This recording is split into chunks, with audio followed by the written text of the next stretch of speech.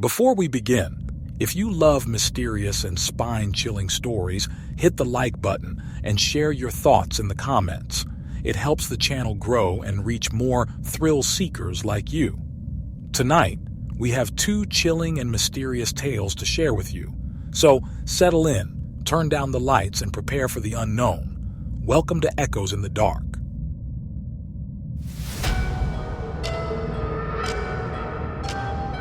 The friends who vanished after entering the deep web. Some mysteries don't fade with time. They only become darker. This is the story of four childhood friends, Nathan, Josh, Eric, and Ryan, who thought they were chasing an online thrill.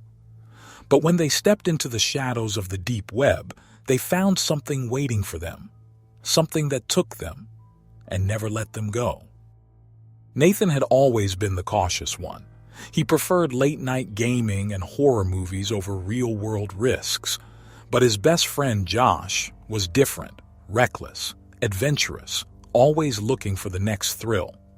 And when Eric and Ryan joined in, there was no stopping them. It started as a fascination with the deep web, those hidden corners of the internet where the bizarre, the illegal, and the unexplained supposedly lurked. At first, they only talked about it. Then, they started searching. Forums, encrypted sites, strange message boards filled with cryptic conversations. It was all just for fun, until it wasn't. One night, Josh made a discovery. Guys, I found something. A program called Neverland. It claimed to be a one-of-a-kind immersive journey. No description, no details, just a cryptic promise. A place where time doesn't exist. No one knew what it meant. That was the thrill. Nathan hesitated. Something about it felt wrong. A site with no explanation, no real user reviews, yet requiring cryptocurrency for access. It had every red flag imaginable. But Josh, Eric, and Ryan, they were in. It's probably just some creepy VR experience, Ryan had said. Or an exclusive ARG, Eric added. Nathan refused to join. It felt like stepping off a ledge into darkness. They laughed at his paranoia, but he didn't care. That night, they bought access to Neverland, and that was the last time Nathan ever saw them. The next morning, he sent messages. No response. By the third day, he started to worry. By the end of the week, he knew something was wrong. Josh was the kind of guy who would disappear for a weekend, sure, but all three of them, gone. Finally, he called Josh's sister. "Oh, he's on a trip," she said casually. "What trip?" Nathan asked. "I thought you were with them," she replied. Nathan felt his stomach drop. None of them had mentioned any trip. No one knew where they had gone. Not their families, not their classmates, not even their closest friends. At first, people assumed they were just being reckless, out on some spontaneous road trip.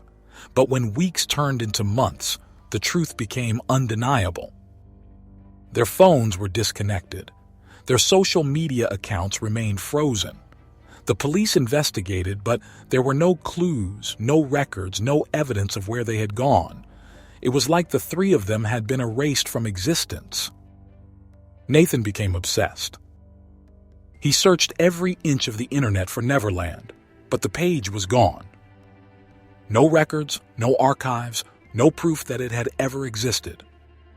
He went through his messages with Josh, but the link no longer worked.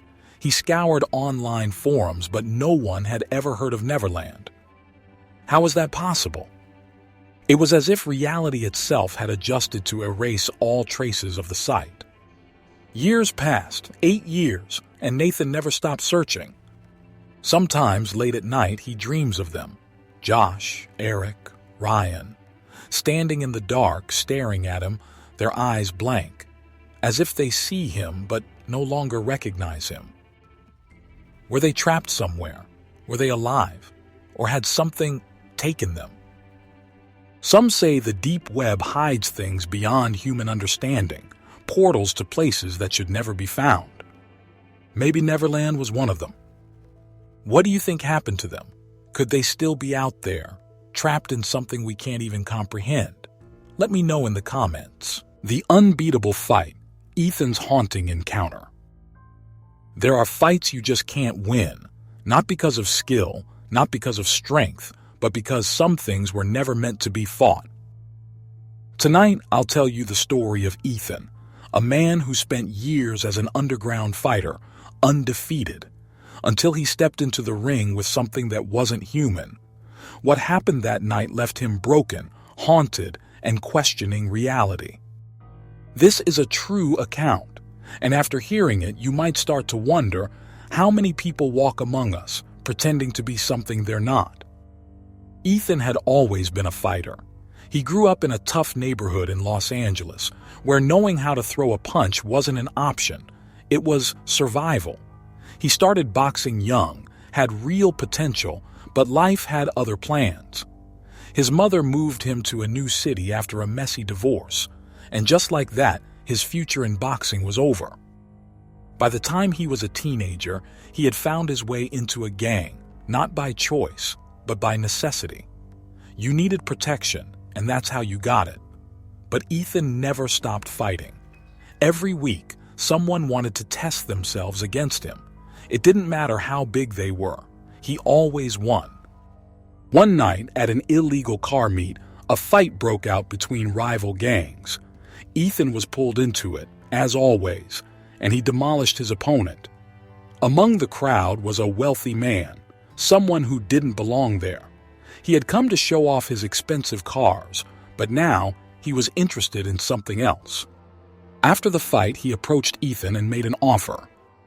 "You ever thought about making real money doing this?" At first, Ethan hesitated, but when the man mentioned underground fights with serious payouts, he listened. Within weeks, Ethan was fighting in a whole new world. No more parking lots and back alleys.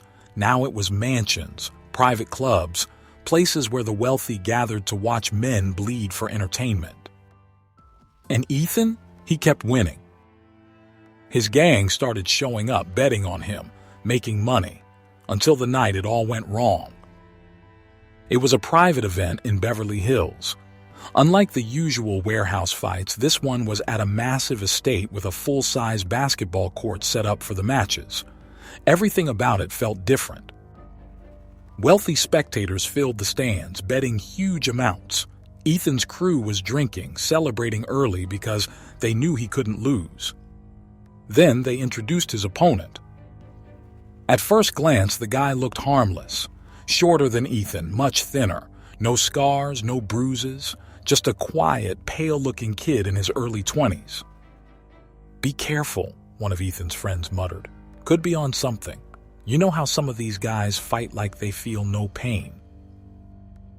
Ethan shrugged it off. He had fought all kinds of guys before, but something was wrong. The managers of this fighter, two foreign men, pale as ghosts, speaking in hushed tones, were behaving strangely. Ethan noticed them sitting in the crowd, chewing on ice cubes like it was some kind of nervous tick. The crowd started shouting. The fight was on. Ethan struck first, a straight right hook aimed directly at the kid's jaw, and that's when everything went to hell. The moment Ethan's fist connected, it felt like hitting solid concrete. The impact dislocated his wrist and fractured several bones in his hand. He recoiled in shock, staring at his fingers as they turned purple.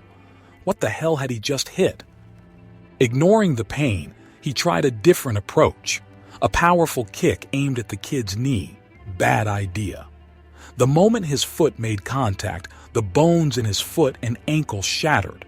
The pain was unbearable, but something else was worse. The kid just stood there. He didn't flinch, didn't react, like he hadn't felt a thing.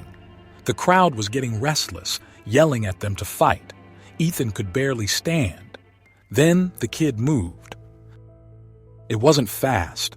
It wasn't normal. His punch seemed lazy, weak. But when Ethan tried to block, his forearm snapped in half. He crumpled to the ground, gasping in agony. That's when his opponent kicked him in the side. And just like that, Ethan's hip shattered. Everything went silent. Even the crowd knew something was wrong. Ethan wasn't just losing, he was being destroyed. His friends, drunk, enraged, rushed the fight. One of them pulled a knife, going straight for the kid's gut. And then, something impossible happened. The knife didn't pierce. It just stopped, like it had hit solid steel.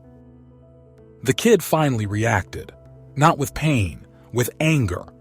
In one motion, he tore the skin from his forearm like a glove. Beneath it, his muscles weren't human, not red, not flesh, pale, white, unnatural. And that's when everyone panicked. Spectators started running, guards pulled guns.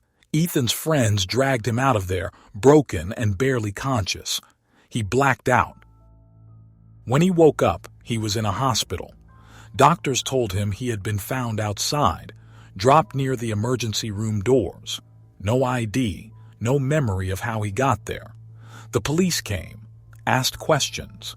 But before Ethan could even speak, they already knew about the others. That same night, 2 more men had been admitted with shattered bones. Different places, different stories. But the injuries were identical. None of them talked. Who would believe them? Ethan never fought again. His body was ruined, but his mind, that was worse. Who or what had he fought that night? Some say there are people among us that aren't really people. Beings who can't be hurt the way we can, who don't bleed, who don't break. Maybe this was some kind of experiment. Maybe it was something older, something beyond human understanding. But one thing is certain. Ethan left that ring knowing one truth. There are things out there you can't fight, and if you try, you won't survive.